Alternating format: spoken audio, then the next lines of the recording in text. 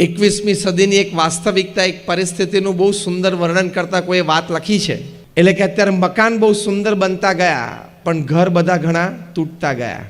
આવક બમણી થતી ગઈ, પતિ પત્ની બંને કમાતા થયા, પણ છૂટાછેડાના દર પણ ખૂબ વધતા ગયા. એટલે કે આ સમય એવો છે જેમાં મકાનો બહુ હાઈરાઇઝ બનતા ગયા, પણ ચારિત્ર બહુ નિમ્ન થતા ગયા. હાઈવે બધા ઘણા પહોળા થતા ગયા, પણ દ્રષ્ટિકોણ બહુ સંકુચિત થતા ગયા. એટલે કે માણસ છે ગુરુત્વાકર્ષણથી પાર જઈને ચંદ્ર પર જઈને પાછો આવ્યો, પણ પડોશમાં કોઈ નવો પડોશી રહેવા આવ્યો હોય એનો પરિચય કેળવવો એ જરા અઘરો પડે છે. એટલે કે એવા ઘણા વ્યવસાય ધંધા છે કે જેમાં નફાનો દર ઘણો સારો છે, પણ સંબંધો બહુ છીછરા થતા ગયા.